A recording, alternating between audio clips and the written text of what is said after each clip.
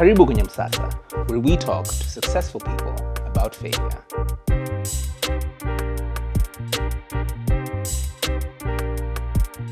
Hata hili wazo la kufanya podcast ambayo inaitwa Msasa ni kwa sababu ukiangalia kwa undani zaidi, safari ambazo watu wengi wanapitia katika maisha yao, iwe ya kibiashara, binafsi au hata ya kuajiriwa, zile safari nyingi za wale ambao wanaonekana wanafanya vizuri na wamefanikiwa zina changamoto mbalimbali. It's almost as if the higher the success, the more interesting and challenging their journey was. But you can make it through if you are consistent and if you are resilient. Ukiweza ku grow a thick skin that can enable you to navigate these challenges because they never stop. Our guest today is a guy who is the embodiment of resilience. Our guest today is the founder of very many tech startups, some of which you didn't even know that he was a part of. Winula Kingamkono. So, Winula, hivi ni mtu wapi? Dar es Salaam. Yeah, born and bred? Yeah, born and bred Dar es Salaam. Uh-huh. Yes. Na kabila? Kabila Mgogo na Msukuma, Mnyamwezi, Chotala.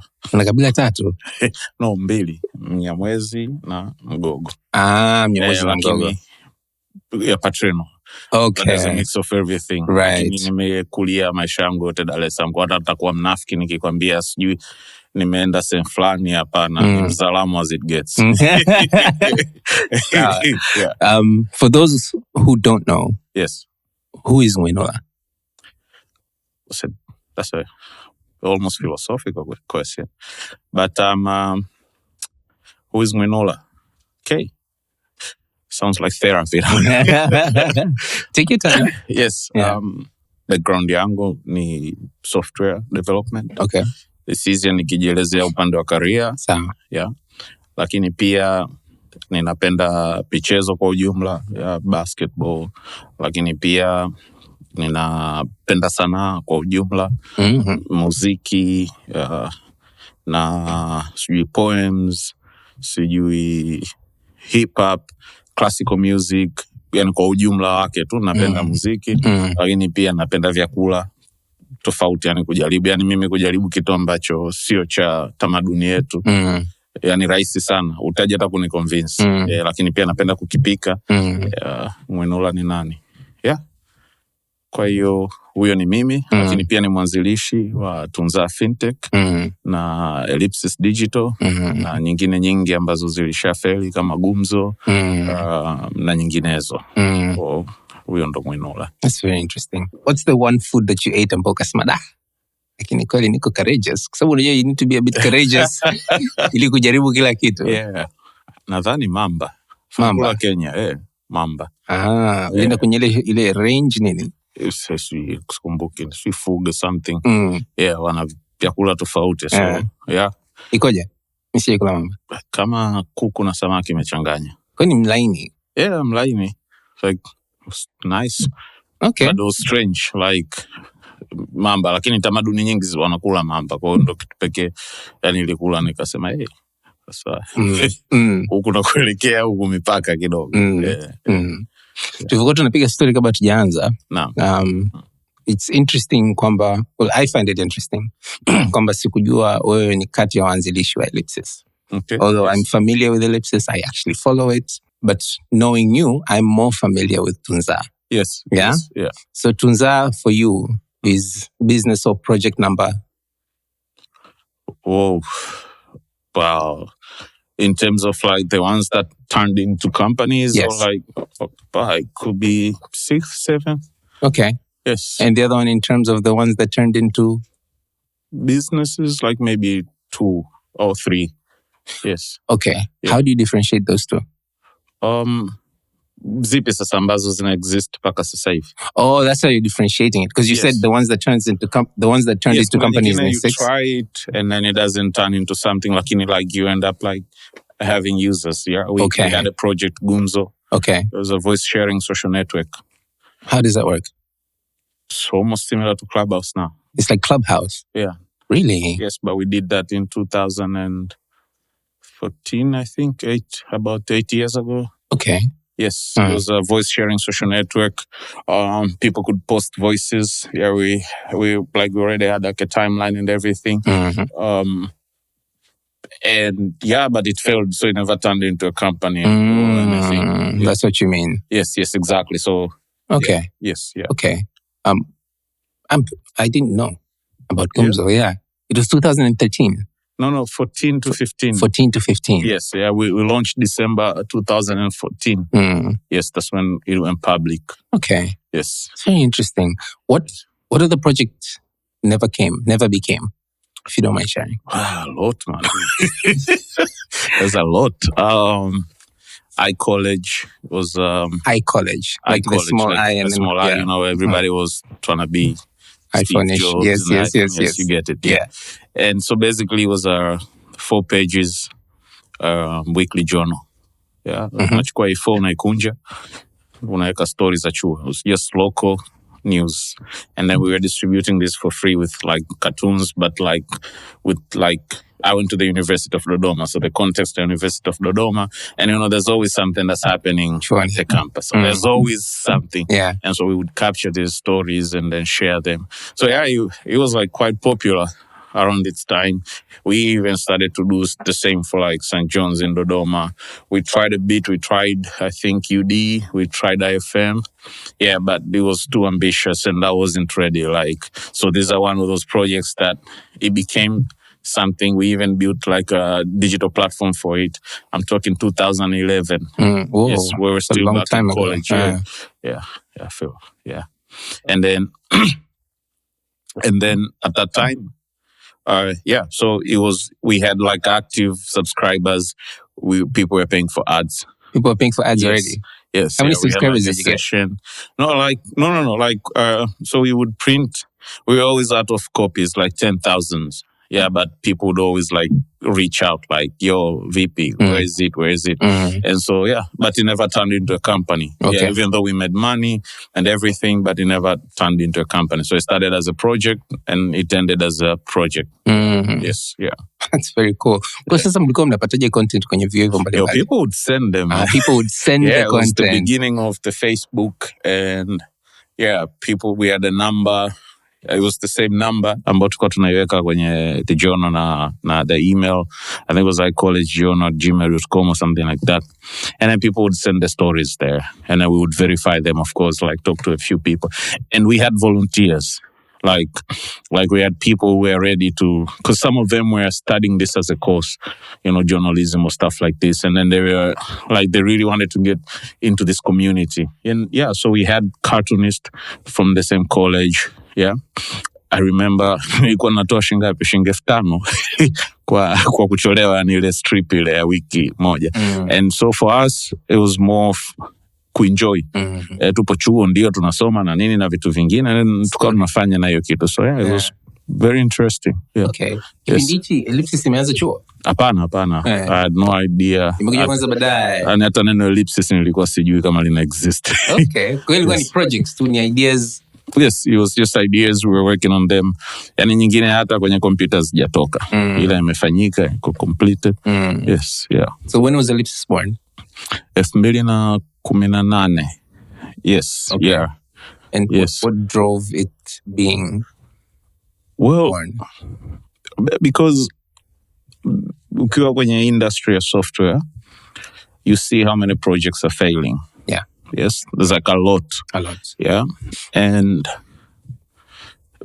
you can blame everything else, but the truth is ni skills. That's the only thing that's different. Kwa hiyo ukiwa na skills sahihi, you can build anything. And so that was the philosophy behind. And then we decided, what if we would train almost graduates, wale ambao wamebakiza miezi miwili last semester. Yani kuanza ku on board at least 3 months, tuanze kushare now skills. And then eventually get them international gigs, international jobs. So that's how we started. But we had a lot of trouble, failures, but then you kind of like learn through it all. Mpaka eventually you start to understand, okay, so this is the business I'm in, what not to do, what to do. Yes, yeah. Yes. So basically Ellipsis is a software company Yes. that can do software for you. Yes. But it's also a software company that offers training for software developers who are about to enter the job market. The job market, essentially. Then we outsource software developers. And then you also outsource software developers. Yes, yeah. So the project doesn't have to be... So lazima ifanyike na ellipsis kama No. Yeah, no. Do you do any projects at all? No, currently they have nothing. It's just it's a service to offer services to other companies. Basi. Yes, yeah. It's interesting. Na soko kubwa liko wapi? Well, au liko nje? Kote. Tunao wateja wa local, tunao wateja international. Kwa hiyo wapo ambao tunao Tanzania, wapo ambao tushawafanyia Uingereza, hapo wengine wana exist, wengine wana reach out kutoka nje ya Tanzania. So at the end of the day yani sasa tunajitahidi kubalance kwa sababu mwisho wa siku ndo yale yanasema kwamba unaweza kupokea project kubwa nje ya uwezo wetu ukaja ukaiharibu and then the entire image ya kampuni na yenyewe inaharibika, which has happened before. So ndo maana tuko very careful na nini tunafanya. Yes. Yeah. I think it's important to kind of know where you stand. Ndio. So you're not all over the place. Yes. Yeah. Okay. So in this journey of one being a software developer, lazima ulikuwa unajipendelea. Yeah. I mean, I'm thinking, yes. Kama ningekuwa naweza kucode, nadhani ningelaunch ideas nyingi kuliko ambazo nimeweza kuzicode. Kuliko ambazo hazijalaunch, yani ziko nyingi akilini zaidi. Hey, that's just me. I'm not saying. Yeah. Because kwa mfano mimi nikifikiria suluhisho la aina fulani. Nikishamaliza kuchora ule mpango mkakati lazima nianze kufikiria hivi sasa nafanya nani. Yes. Na nafanya na nani kwa namna ambayo ni endelevu. Because from the little that I have seen, one, with digital driven solutions, there's a lot of iterations. So whatever you think is your final version is probably just the pilot. Yes, exactly. There's iterations. The market dictates, the consumers dictate, your stakeholders dictate, resources, mambo ni mengi. Yes, exactly. Kwa hiyo kitu ambacho kati ya vitu ambavyo nimejifunza nikaona so it's not just about getting somebody to build this thing. It's about getting somebody who, even if unamlipa as a service provider, there has to be there doesn't have to be, but it's preferable if there's a relationship ambayo yeye pia anajua tupo pamoja kwa muda mrefu sana mpaka kitu kisimame kieleweke na kikieleweka, even potentially discussing what the future might look like in terms of resources. Yes. You know? Yeah. That way they can also become invested in it. And it's not just a scope. Yes. You know? Kwamba project tu apige iende ishe. Na yeye pia anasema hivi, lakini unajua kuna hichi na hichi. There's these guys in Puerto Rico who are doing this and this and this, stuff like that. Katika hiyo journey yote, in your own opinion, what do you think has been your most favorite failure? Most favorite failure? Well, I'm still failing, so that's kind of difficult to say. There's a lot. I never thought of this. I never thought of that this way before. Like kama na kitu ambacho nimekifeli afu ndo nakipenda kwa sababu wakati kinatokea you don't think of it that way. You don't think of it that way. You look at it kama yani like kama tatizo. And so it's until after some time unakuja kujua. But I think one time ilikuwa 2000 na that was like the beginning of Facebook. Ilikuwa 2010 yani kwangu mimi sasa na 10 na 9 au na 10, I think around that time. Kaongea na mtu bana na idea hii inaweza kufanya kazi. Kaambia basi nitumie proposal. Mimi nilikuwa nimeandika kwenye doc, nika-copy kama ilivyo, nika-paste kwenye Facebook, nikamtumia kwenye kama chat hivi. Kwenye chat, kama kutumia kwenye WhatsApp proposal yote, yani maelezo nini, unajua namba zijipangi kwenye table. And surprisingly, of course alicheka, lakini surprisingly alinielewesha kwamba fanya hivi na wapi pa kupeleka, yani documentation gani na unaipeleka vipi. And that unaweza kuona ni kakosa kadogo sana, lakini yani huo uwezo tu wa kuweza kutuma documents sahihi kwa mtu sahihi na kwa format sahihi That's what stands between a good business and a bad business. So only that little failure kujua the difference. Kwa sababu hata wewe kama labda unatafuta watu kama waje kuwa kama sound engineer, ukatangaza nafasi ya kazi, afu mtu anakutumia CV anaicopy anaipaste anakutumia WhatsApp, utamconsider? Au anakutumia link ya Instagram? Yes, of course. Yes, yeah. So kujua tu tofauti ya kitu gani nitume kwa nani kwa muda gani na katika format gani. That was the lesson there. Sikuwa najua. Of course mimi niliona kama sasa kitu kile si usome tu, kwani nini, ideas zipo hapo. Lakini baadaye sasa ndo nimekuja, yani tayari muda ushapita, zaidi ya miaka 10 na imepita. Ndo nikagundua kwamba I say ilikuwa bonge la somo. Yes, kwangu hiyo inawezekana ikawa one of the most favorite, one of the most. Yeah. Okay. Yeah. It is a good lesson, eh? Yes, yeah. It was. Yeah. Yeah. Kwa sababu presentation and packaging. Yes. Yeah. Yeah. And also doing the right thing at the right time in the right way. Sindio? Yeah, exactly. Yes, yeah.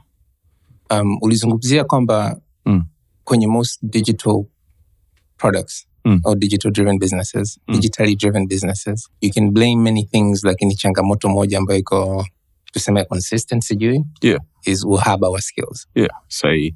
Skills sahihi. Yeah. Uhaba bado upo sana mkubwa tu. So kwa mfano wewe ambaye sawa unafanya training lakini pia una biashara ambayo it's digitally driven. How do you make things work? Well, ndio maana tunatoa bure. Kwa sababu uhitaji ni mkubwa kuliko unaweza kwa supply. Yani kuliko soko linachokihitaji. Yani wanahitajika wataalamu wengi zaidi wanaojua kutengeneza mifumo. Sababu dunia irudi nyuma mzee. Ni mwaka tu ukifikiria ulikuwa tujaye kusikia chochote kuhusu AI, watu waongelei. Lakini sasa hivi watu wanafundisha wazazi wao. Anamuelekeza na anatumia kabisa. So unaona inavyobadilika kwa haraka na huko kote wanahitaji wataalamu. Sisi sasa hivi ukiangalia kama taifa sisi ni consumers tu, watumiaji tu. Yani bado hatujatengeneza bidhaa hizi za kidijitali ambazo zinaweza zikatumika hata, yani zinatumika sasa hivi hadi nje huko, kwamba nini kama wewe unavyoamka unasema hebu ngoja Google kwanza hiyo issue. Bado hatujafikia hiyo level. Ili kufikia hiyo level tunahitaji wataalamu wengi zaidi. Yani watu wengi zaidi wajue. Kwa hata wewe mwenyewe umesema kwamba unatamani ungejua kucode. Kwa nini ujifunze kucode? It's a skill tu, ni kama kujua jinsi ya kutumia peni kuandika. There's a time ulikuwa hujui, umefundishwa umejua. It's the same thing. Kwa hiyo na sasa hivi imekuwa rahisi zaidi kujifunza na kuitumia. Siku hizi kuna no code tools, unaweza kaandika tu maelezo kwenye nini hizi nini GPTs, ukaandika tu maelezo ikakuletea source code, wewe ukazitumia. So uhitaji upo kwa sababu kuna uhaba mkubwa. Na uhitaji unahitajika katika level ya taifa, kwamba watoto wadogo waanze kufundishwa, kwa sababu pia ni moja ya chanzo cha kipato kwa mhusika, lakini pia ana uwezo wa kupata hata kipato cha nje ya taifa, yani kaja kama fedha ya kigeni. Na siku hizi wapo vijana wengi tu wanafanya hivyo vitu kwenye ama platform, wanauza skills zao, hana hata haja ya kwenda huko.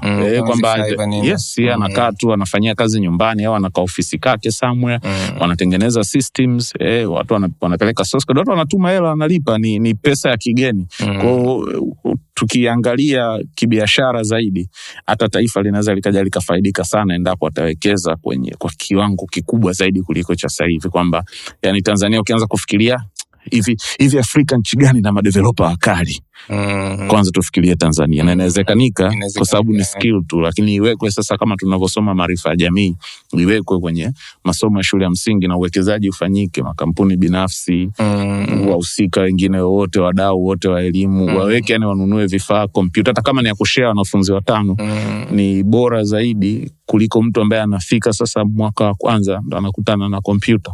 Sababu ndo hali ambayo tulikutana sisi chuoni. Yani ndo mtu anaenda kusoma computer science ndo anaiona ile kompyuta yenyewe. Utamlinganisha na mtoto ambaye amezaliwa anaikuta shule au nyumbani. It's two different things. So yeah, uhaba upo na uhitaji upo mkubwa sana.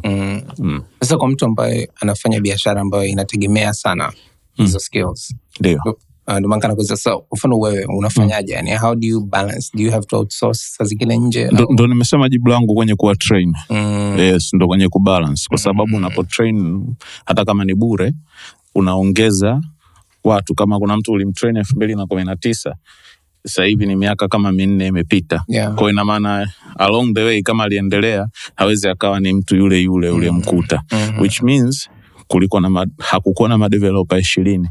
Kwa sisi kama kampuni tunajitahidi kuwafundisha ili kwenye community ongezeke wawe wengi na kuzungumzia hivyo vitu, na tunashiriki kwenye baadhi ya activities za developers community kama kampuni. Kwa sababu akiongezeka hata idea sasa ulizokuwa unazisema wewe unaziandika na nini zitakuwa rahisi kwako kuzileta duniani. Kwa mwisho wa siku sisi ili kubalance tunapata wapi madeveloper yani ili kuendelea kuwa sustainable kwamba ni kwa kuwa train kwanza.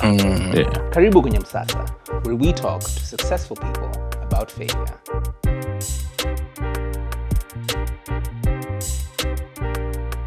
Sasa, licha ya software developers. Yes. What is another big challenge kwenye ulimwengu wa hizi biashara za kidijitali? Unajua, unaona but una experience pia. Inawezekana yani bado watu hawaja connect kwamba sasa hivi yani dunia ya kidijitali ni kama eneo ambalo unaweza ukafanya biashara na ukaishi. Bado kuna changamoto, lakini changamoto inawezekana inasababishwa na vitu vingine, kwamba watu wanatamani wawe na simu labda hizo za smartphone, watu wanatamani kutumia internet, lakini kutokana na tatizo moja au jingine aliwafikii. Kwa nini kwangu naona ni challenge? Kwa sababu kama sasa hivi wa Tanzania zaidi ya 50% ndio wana access internet. Tayari tunaona kuna watu wamebadilisha maisha yao kwa sababu ya hiyo namba tu. Sasa pata picha tukifika 90% kwamba mtu yuko kijijini ana internet. Ina maana hata wewe leo hiki kipindi kinaweza kikafika kijijini kwa urahisi zaidi. Lakini hawa wote wakiwepo katika huo uchumi wa kidijitali, hata wao kuna vitu vitafunguka. Kwa kwangu mimi naona challenge kubwa ni ufikwaji wa teknolojia. Bado na kuna namna penetration haijafikia level nzuri. Inasogea, yani na ikisogea, yani mimi nakwambia tutakuwa tuna witness vijana ambao ndio ile streaming. Wana uwezo kufanya streaming nje kwa sababu audience ipo. Sisi bado huwezi kufanya hivyo vitu. So itafungua opportunities nyingi sana. Kwa mimi kwangu naona hiyo ndio challenge kubwa. Yes. So market tech kuna changamoto nyingine kwenye na hizo skills na hiyo penetration ya tech kwa ujumla. I'm particularly curious about one thing. Yes. Most people who are techpreneurs. Yes. Wanaonekana wakitumia nguvu na akili nyingi sana kwenye raise funds. Yes. Sometimes more than marketing, sometimes more than even building a customer base of 5, 20, 30,000 users ambao they can actually give you real-time feedback about whether or not your solution is even a solution. Yes, exactly. Yes. Nini kinasababisha hicho? Sawa. Na hii ni kwenye raise funds kutoka kwa investors. Yeah. Yes, okay, sasa. Well, tunarudi kule nategemea na nani mwanzilishi mwenyewe malengo yake ni nini? Anataka kufanikisha kitu gani? Tunaanzia hapo. Kama lengo lako ni kufanya biashara lazima uuzie watu. Utafocus na watu, wateja wako ili kuwauzia. Kama hilo ni lengo lako. Hilo ndio lengo lako kufanya biashara. Lakini kuna wengine lengo lao sio hilo. Lengo lake labda ni raise funds, afanye vitu vyake vingine. Ni lengo la mtu binafsi. Lakini pia ukweli ni kwamba biashara za tech zina gharama kubwa. kwa sababu unawahudumia au una watu unawahitaji kutengeneza platform ambao utaenda kuwahudumia, yani wataalamu wale. Bei so rahisi, so ndogo. Kupata ma software developer wazuri na wana gharama kubwa. Ukiachilia hivyo kuna maintain mfumo wako sasa wenyewe, ubaki una run kama ni kuweka SMS servers sijui na nini. Kwa hiyo unaona potentially hiki kitu kina nafasi kubwa ya kuweza kusimama, lakini kuna gharama ya mwanzo ambayo itaweza kuisimamisha hii biashara. Wazo tushali prove kila kitu, kwa pia hizi biashara zina nini? Zina gharama. Lakini ya mwisho inawezekana ni kwa sababu tuna copy mfumo tunaona nje. Kwa sababu walivyoanzia hata neno venture capital is adventure capital. Yeah, you are given to go and do adventure. Yeah, the history is like very interesting. So if this is tulivyokuwa tunaona watu wanakupa kwamba bwana poa, you have this concept, you are a student, una experience, ila mtu anakupa chukua hii 100,000 enda kafanye 1, 2, 3. Mtu anaenda kufanya, sometimes ina fail, sometimes ina tiki. Kitiki ndo tunaona story zao. Kwa hiyo ni modo ambayo watu wameona kwamba bwana ndio ni riski kubwa, ila ukimpa mtu hela akafanya kazi kweli vizuri, chances za kufanikiwa return yake pia ni kubwa sana, exponential. Kwa ndo maana watu pia, kwa sababu our founders wangekuwa waende kama hela itolewi. Yes, usingeona watu, lakini kwa sababu kuna watu wanatoa, ina maana kuna kitu kinafanyika. Lakini pia unategemea na hatua ambayo biashara husika ipo. Hatua yani yupo katika stage gani? Kwamba ndo ni ideation au kasha build product, anataka kusogea sehemu nyingine. Ndo kama nilivyokuambia ni gharama. Ideation yenyewe ya kuzungumza na wateja ina gharama. Ukija kutengeneza software yenyewe ina gharama. Sasa pengine unaweza kumuona mtu yeye anazunguka anasaka funding, kumbe stage yake aliyopo inahitaji funding. Inahitaji labda funding wa grow, au kuna teknolojia mpya sasa wanatakiwa kuilicense, wanatakiwa kufanya nini na nini na nini. Kwa hivyo vitu vinatokea. Lakini mwisho wa siku jibu rahisi kabisa inategemea na mwanzilishi. Malengo yake ni yapi? Wewe kama mjasiriamali, naam, what are your beliefs every time you think about starting something new? Well, it's not easy. Yani this is because tayari nishaanza vingi, so I'm not even excited kuanza vitu. Like mtu ananiambia idea yako na nini, nitakusikiliza, but I also tell you the truth kwamba mzee, unajua unachotaka kuingia, unakijua, ushawahi kudaiwa kodi ya nyumba na ya ofisi kwa wakati mmoja. You know that feels like. Watu wanakudai hela, mteja wako haja kulipa. So that's the reality tutakaokutana nao. Kwa hiyo hata kuwa excited niko, yani kwa sababu nishaanza vitu vingi, najua uzito wake, najua what it takes. Kwa hiyo mwisho wa siku niko makini na najiingiza kwenye vitu gani. Kwa wasiojua hivyo vitu ni nini? Kwa sababu umetoa mfano, lakini unaweza ukafafanua zaidi unavyosema it's not easy, unajua unachokiingia ni nini? Yes, yeah. Na sasa kwa mtu ambaye ndo anaanza mara ya kwanza, changamoto kubwa kama hujapitia hivyo vitu, hujui hata level gani ya emotional stress hiki kitu inaweza kukupeleka. Yeah. Did I hit the point? Yeah.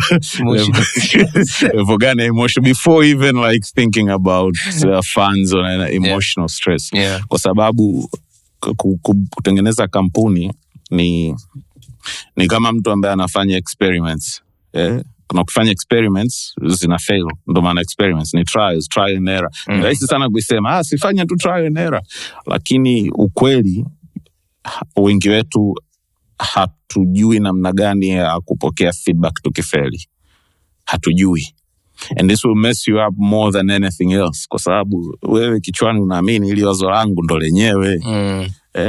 Alafu umeshalileta jinsi ulivyokuwa unalifikiria, umelipeleka kama ni content, yani ulikuwa unajua kabisa hii content yenyewe, yani unajua itabamba, yani hapa mzee lazima nile mkataba mzee Hollywood. Unapeleka mzee, kila unampelekea views ya forward, kila mtu ana view ya forward, mfano mmoja hapo. Kwa hiyo je, uko tayari kupokea kiakili? Kwa maana hiyo, je, uko tayari kupokea feedback zikiwa ni negative? Because that will happen a lot. Utaassume vitu ni virahisi, utasema unajua mimi na contact these friends and I'm drinking with na nini, you know we can do this na nini. Ndo kwanza ndo utaanza ku realize, probably utaanza kwa mtu wa kwanza kuita watu fake.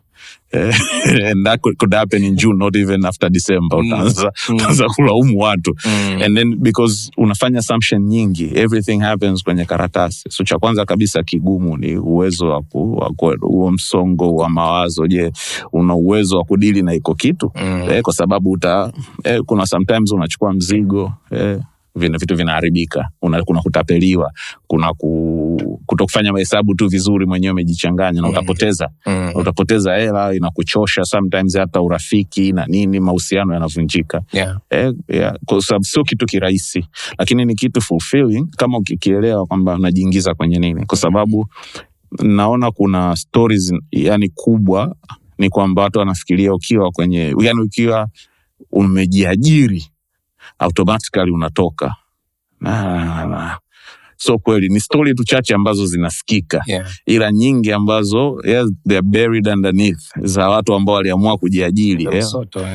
Msoto wenyewe, yani mtu kagaili hadi yani ikapoteza kila kitu, mpaka kaamua karudi tena from scratch. Kwa sio kitu kirahisi, ila kwa sababu aisisimui hiyo story. Story inaosisimua ni kijana kaacha chuo, kaenda kupiga mishe, akatajirika. Sasa unaacha chuo, mambo hujajipanga, sijui unasema unaenda ukaanzishe kampuni, utaanza kupata stress. Iko ndo kwangu ndo the biggest challenge. Umeweka ajira? Ndio. Baada ya chuo? Ulijira kwa miaka mingapi? 1 au 2. What are your thoughts about watu ambao wanamaliza tu chuo wanaenda kufanya biashara versus maliza chuo fanya kazi kidogo kabla ya kwenda kwenye hizo biashara? Mimi nilianza na biashara, lakini sababu nilianza kubuild vitu niko chuo. I know. What are your thoughts about, because you've lived both lives? Yes. Although this life umeishi muda mrefu zaidi.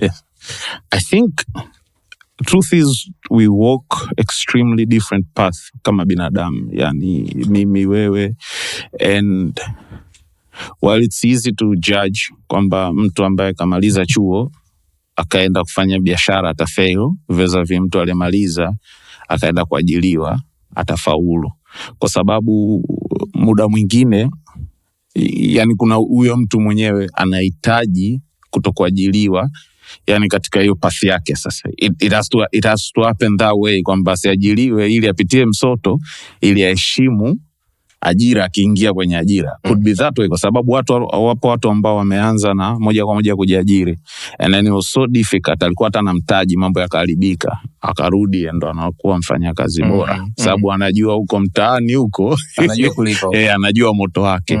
Na kuna mtu ambaye kaanza akaenda kaajiriwa, akawa like one of the best people ofisini kwao na nini, akaacha kazi, and then they run the business, ikaenda vizuri. Na mtu ambaye yupo kaacha kazi, ka run business, ka fail, karudi kwenye ajira.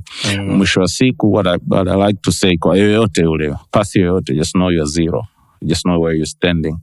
Yani kama unataka kuacha ajira, je, una vitu sahihi ambavyo unavihitaji ili kuweza kufanya kama ni biashara, au kama unataka kujiendeleza kama labda ni mwanamuziki, au kama ni mchoraji, whatever that you want to pursue kwenye hiyo path yako. Know you are zero, know where you're standing. Can I still do this and still enjoy the same meals, or something will change if nikiacha hii kazi? Understanding that inakufanya ujue hata resources gani utahitaji. Like, what do I need sasa? Kama okay, mimi bwana unaacha kazi and I just want to make movies. Will you still be able to eat and live comfortably in a way that you can pursue dream yako? How are you ready to risk losing all of this na kujishusha ili kuishi maisha ya kawaida so that you can achieve whatever that you want? Understanding your zero will help you plan ahead. Sasa wengi tunaenda kwa hope.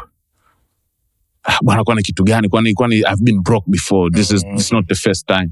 Yeah, but if you're being broke ya kwako binafsi na being broke ya watu wanakudai, is two different things. Kwa sababu chief utabadilisha namba. Unashangaa hata huyu mtu kapajuaje nyumbani. And you can't, dealing with that is not easy. So kama ni wewe mwenyewe unaona kwamba I can do it, Yeah, go try start na ajira. Mwingine anahitaji skills kujifunza, ndio maana anaenda kuajiriwa specific role, anaenda kufanyia kazi so that they can get the necessary skills afa arudi kuzitumia kwenye biashara. So my advice would be know your zero. Know your zero. Yeah, I agree with you. In the context of failure, yes, for most people who undergo failure, be it in business, in life, kazini, yes, it is a very personal experience. Hata kama inahusisha watu wengine pia, it's personal. Ndio maana pia nakubaliana na wewe uliposema kwamba, can you deal with the emotional stress that comes with it? Yeah. Can you share a moment when you had to deal with some serious emotional stress? Yeah. And how did you come out of it? Yeah. Now, to think about it, like, I think it's happening constantly. Right. The more unavyojaribu kufanya kitu kipya kama kampuni labda ilikuwa level hii, ukasema bwana mimi nataka nipandishe revenue. Yeah. Inabadilisha, sababu kuna aina ya stress. Mtu anayetengeneza 500,000 anadili nayo, mtu anatengeneza 50,000 anadili nayo, na mtu anatengeneza 5,000,000 na kuendelea anadili. Yani level tofauti. Yeah. And this is what I used to think. But it's how you deal with outcomes katika hiyo level yoyote tu, that's what will determine wewe unaenda vipi hiyo situation. Kwa sababu at the end of the day, ni assumption tu kwamba mtu ambaye anapata 5,000,000 na stress kubwa vis-a-vis mtu ambaye anapata 50,000, kwa sababu inategemea wao wanahitaji nini. Kwa hiyo building resilience ndio kitu cha msingi. So nikisema niongelee sasa kwangu mimi situation ipi, kwa sababu tu mimi naonaga tu level ni ile, yani stress naopata nikiwa ninahangaikia 500,000 na stress naopata nikihangaikia 50,000, it's the same stress. Wewe tu ndo unabadilisha price mwenyewe tu. Yes, it's the same level. Yani naona tu kama I remember wakati nahangaika na small amount of money I was feeling the same way, and right now unatafuta labda kiasi fulani you are feeling the same way. But how do you deal with that situation? Kwa sababu zitakutokea tu kwenye biashara. Some you mentioned COVID, nobody planned for it.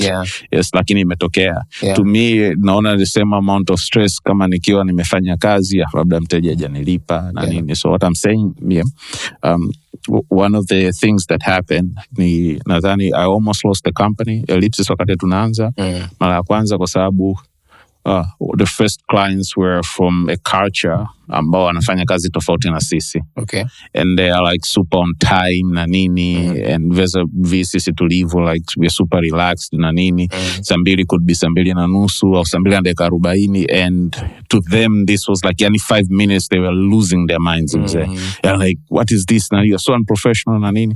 And of course tukapoteza wateja wote. Yeah. But the funny thing is, one of the guys ambaye that sort of like alitupa link ya kusave kampuni used to intern in my first company. Kwa alisafiri Uingereza kwa ajili ya masomo, akakutana sijui na jamaa rafiki yake kakake ndo alimhosti ambaye ni kutoka Kenya, and this guy was looking for developers, and then jamaa akatulink na sisi. And so like it was like almost within a week. Yeah, iwe bado you're still deciding, and then boom, jamaa akatokea. And to me that was kwa sababu unajiona kwamba you're not just failing yourself. Yeah, kuna watu ambao wanatumia ile kampuni pia ku earn a living. Mnafanya nao kazi. Ukifeli wewe na wao automatically watabidi wafeli wakaanze na wenyewe watafute kitu kingine, wajitafute upya.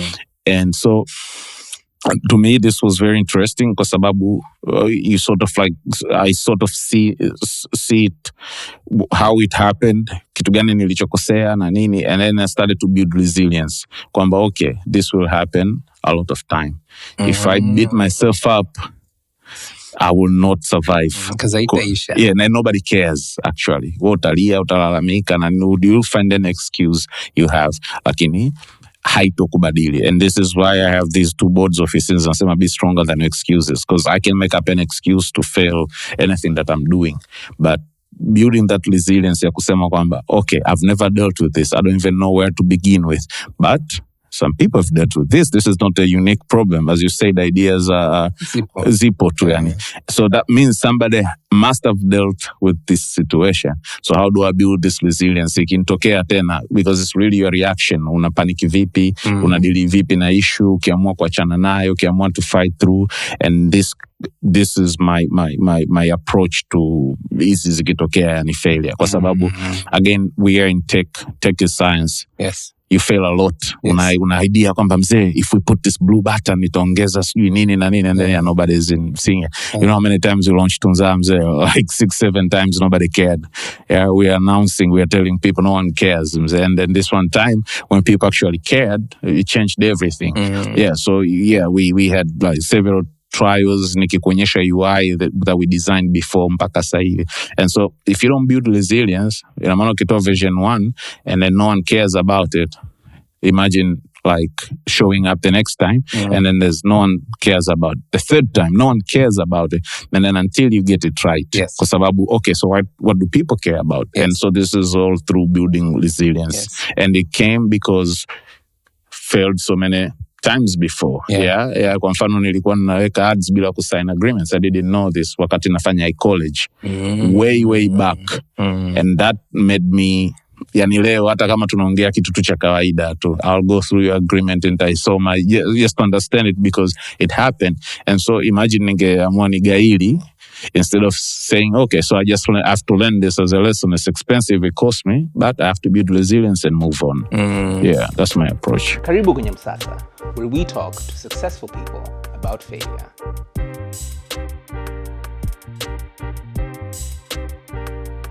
It's very interesting. Yeah. You're married, eh? Yes, I am.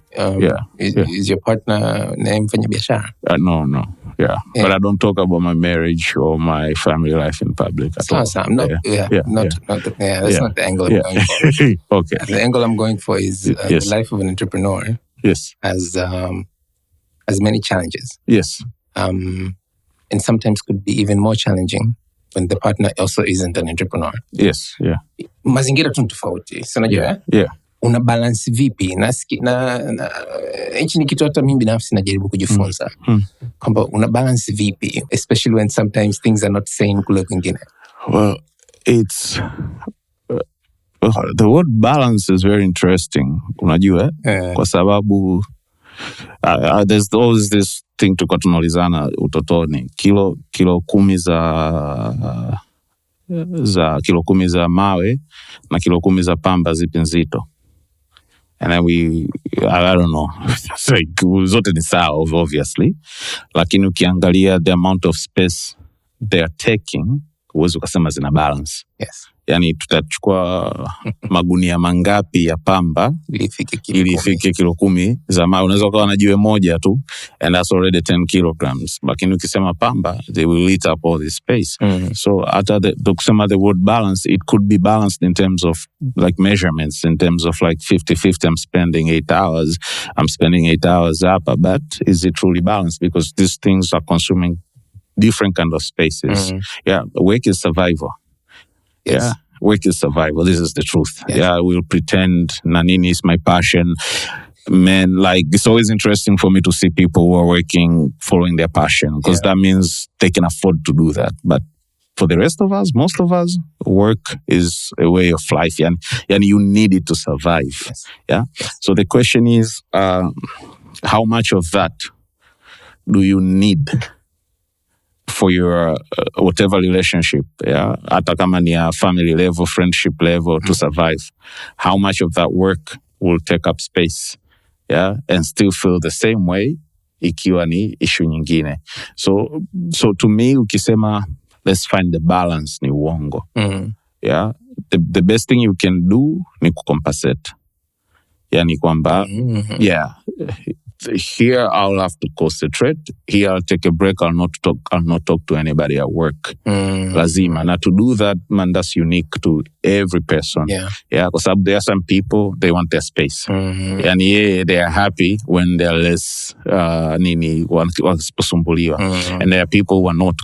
Like, I can't give an answer that would fit in everyone's situation. No, just your situation. Yes. And to me, it would be that, to understand how much space whatever is consuming and what's more important kwako. Because eventually you'll figure out, okay, I need to spend time at home. I need to do this for home. And then, okay, this time I'm working, but eventually I'll take time off from work and I won't do anything. Or I'll just concentrate 2 years just to get this done. And then after that, I'm not working for some time. So you create the balance. Yes, you have to. Yeah. Kwanza, unajua Kingamkono bonge la jina la kigogo Kingamkono. Yani kaka jina fulani vila NGO fulani amazing sana. Kwanza nilisikia nilijua like it's a stage name. Yeah. I was like, I wonder huyu jamaa anafanya sanaa aina gani. Really?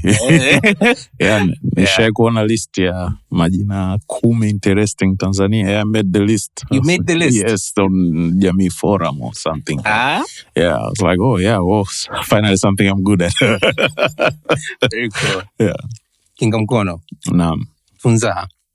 I'd like to talk a little bit about it. Sawa. So educate me, especially as an outsider. Sasa sisi Tunza tuna kwanza kabisa cha msingi mission yetu ni kubadili tabia za kifedha za Afrika kila siku. Tabia za kifedha. Ndio. Financial habits. Yes. Kwa hiyo tunafanya hivyo kwanza, product yetu ya kwanza ambayo sasa hivi iko hewani inawezesha wafanyabiashara kuuza bidhaa kwa kupokea malipo kidogo kidogo, installments. Lakini sio mikopo, kwa maana kwamba mteja analipia kwanza, akimaliza ndo anapokea bidhaa. So analipia bei ile ile ambayo kama angenunua siku ya kwanza yote. Yes. Analipia bei hiyo kama tu ya dukani. Kwa sababu tunachowezesha ni kwamba ni kitu ambacho tayari kinafanyika, watu wanaenda wanasema mimi nataka labda hii meza au hii mic, lakini anakuambia bwana hii sawa 200,000, sawa mimi bwana 200,000 sina, unaweza kunipunguzia labda 180,000, sawa ila sasa hivi nina 100,000 nakupa hiyo, niwekee mzigo wangu, mimi nipe wiki hizi 2 nitatafuta na nitamalizia. So sisi tunakurahisishia kufanya kitu ambacho tayari unakifanya kwa kupitia teknolojia. Kwa hiyo ndo Tunza inapofanya kazi. Sasa, you said first mission. The mission ndo hiyo. Okay, that's the mission. The mission nasema product yetu ya kwanza. Lakini pia tuna hiyo platform kwa ajili ya wafanyabiashara ambao sasa wanauza, wana uwezo wa kutrack mauzo yaliyofanyika, wana uwezo wa kuona kiasi gani wanaingiza, oda ngapi zinalipiwa, zimefika asilimia ngapi. Lakini pia Tunza inapatikana ndani ya platform ya Mpesa. Yes. Unaweza ukafungua ndani ya Mpesa ukaikuta, it's the same experience kama ukidownload application yetu kutoka Android au iOS. Lakini pia tupo kwenye web platform ya shop.tunza.co.tz kwa mtu ambaye anataka kutumia kudownload application. Lakini pia ukisha set order hata kwenye simu ya rafiki yako unaweza ukaendelea kupokea notification kwa SMS na kulipa kwa USSD. Kwa hiyo hiyo ndo Tunza. Kwa hiyo mission yetu kubwa ni kutransform financial habits of everyday Africans. The first product ndo hiyo platform na hizo nyingine nizo kutajia. Kwa hiyo while sababu sisi ni kampuni ya tech kwanza alafu ndo finance. So what we're doing is tunatumia teknolojia transform sasa hizo tabia. Kwa hiyo one of the things that we are going to add ni gamification ambapo because we see very interesting activities kutokana na user behavior kwenye data zetu. We see like how are people paying, the amounts they're paying. So with gamification, we want to improve their habits to make it an interesting thing to do. Usione kama mimi napunguza hela yangu na nini. What if we connect the rewards kwenye this gamification to like local points ambazo kazitumia locally? Because at the end of the day, we want to encourage your saving habit. Leo ukiweza kununua kikombe, kesho utanunua mic, utanunua meza, next thing you know, umeanza biashara. So this is the idea tunaenda nayo. That's very cool. Kwa hiyo nalipa kidogo ili nipate kile ninachokihitaji. Ndio. Lakini sikipati paka nimemaliza kukilipia. Ndio. Sawa. And your business model is you make a commission from the sale? Yes. So ni B2B2C. Kwa tunafanya kazi na wafanyabiashara ndo anatulipa. Sawa. Lakini yes. Sawa. And how old is Tunza? Would be 2021, so we are going to our third year. We're finishing our third year, I think. Yes. Yeah, it's already been 3 years. Yes. 2021, so we started in April 2021. Yes, lakini the work though started earlier. As early as 2018. Yes. So we were like, ndo nilichokuwa nakwambia, different prototypes tunazijaribu mpaka to officially say, hey, we have a business here. How do we know this? People are paying. Also, how do we get more people to pay? It's like, okay, let's figure these things out. Like, the tech was there. Sasa hivi ndo tunaendelea. So now we are in our growth stage. Kwa now tunaenda kufanya activities ambazo zitasaidia kupata watumiaji wengi zaidi kwenye platform yetu, lakini pia kuweza kufanya vitu vingine, ndo kama yuko introduce more features kwenye platform. Sasa, yes. It's very cool, bro. Thanks, man. Okay. Asante. Yeah. Katika mishemishe, naam, unakutana na watu mbalimbali. Yeah. What's the best advice you've ever been given? I've been given. Yes. Vingi vipo, vingi havipo. My grandmother. Yes. Manake nini? Vitu vingi vipo, vitu vingi havipo. So if you want to relax, vitu vingi vipo, you can deal with them. But if you want to create, vitu vingi havipo, you can create them. So it's vitu vingi, vingi vipo, vingi havipo. So it's how you see it. Amazing. It's very cool. Yeah. It's very Thanks. cool. Yeah. So we have a segment in our show. Yes. Ambayo inaitwa Nje ya Boxi. And kwenye Nje ya Boxi, tunachofanya ni we kind of zero in on a particular topic. And usually this is a topic that you don't even really need to prepare for. Okay. But it's a topic that you are very likely familiar with. Okay.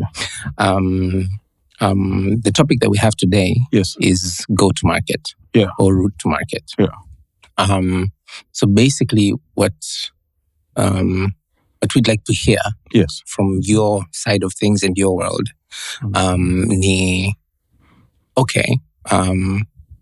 you're Tanzanian, Ndio. and then you're East African, and then African, and then you're just a citizen of the world. Yes. Unapofikiria kuingiza sokoni,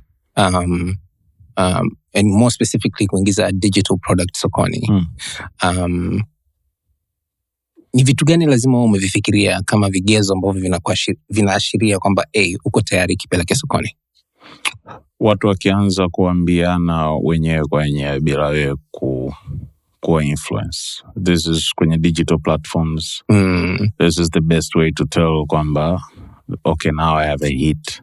When people are starting, when you ask a person, how did you hear about my product? I want to be a family member told me about it. And you don't know this person. Yeah. Yeah. Sio rafiki yako. And hayupo kwenye cycle yako. Yeah. And then now you know that kwamba, okay, so if people are telling other people, that means first of all, like, we recommend cool things. Yeah. Yeah. Because you don't want your credibility. Kama tunapeana mchongo wa machimbo.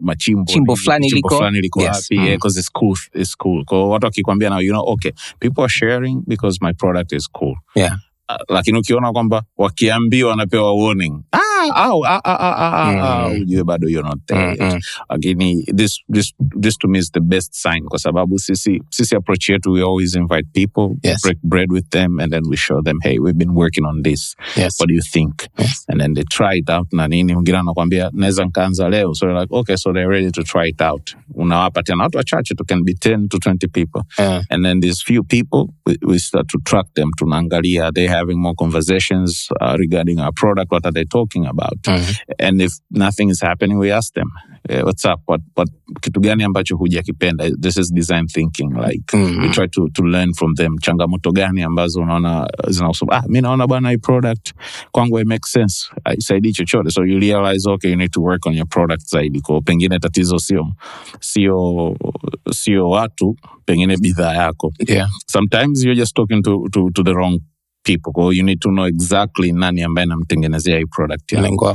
And then there's a point itafika, you start to hear from people reaching out. Utaona numbers, you see downloads, and then unajua kabisa I don't have the budget ya kumarket as far as this. So this is basically people saying, hey, we think your product is cool and we are happy to use it. Yeah. Yes. Yeah. But the truth, the final truth would be when there's money in your bank account.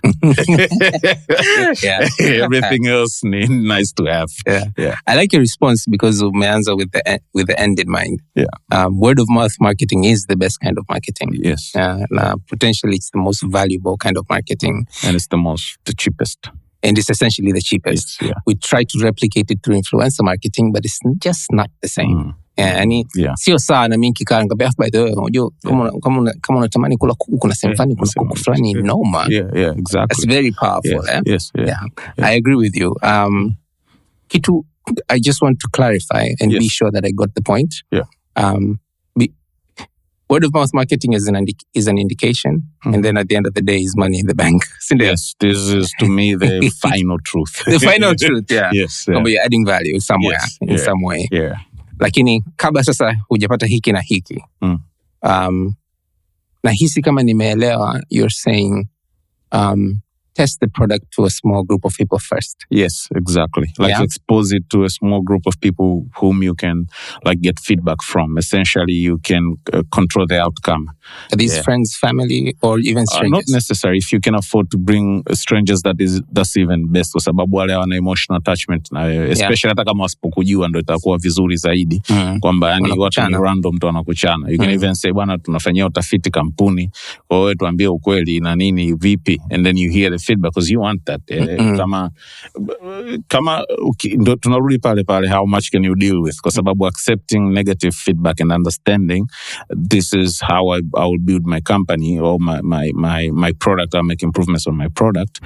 Ukiweza kudili tu na hizo negative feedback, then you just turn them into features. Mtu akwambia bwana I'm not happy, platform yangu sipokee notification. Yeah, turn it to a feature, give them notifications. Akwambia bwana mimi sijapenda hii imekaa hivi na hivi, turn it to a feature. And with that mindset, you start to even actively seek negative feedback. Because your negative feedback is equal to features. Is equal to a new feature. Yeah. And then kwa sababu sio kila mtu ataongea, not everybody would post or tell you kwamba bwana I don't like this. Wengine wata uninstall. But if you fix kidogo kwa watu wengine, essentially una fix kwa watu ambao hawajawahi kukwambia kabisa. So embrace the negative feedback, alafu zifanyie kazi. So that means you have to take it out, expose it kwa watu 10, 20, which essentially is testing. Yes. I absolutely love that. We know that. Naam. Asante sana. Karibu. Asante pia. Cool. Karibu kwenye Msasa, where we talk to successful people about failure.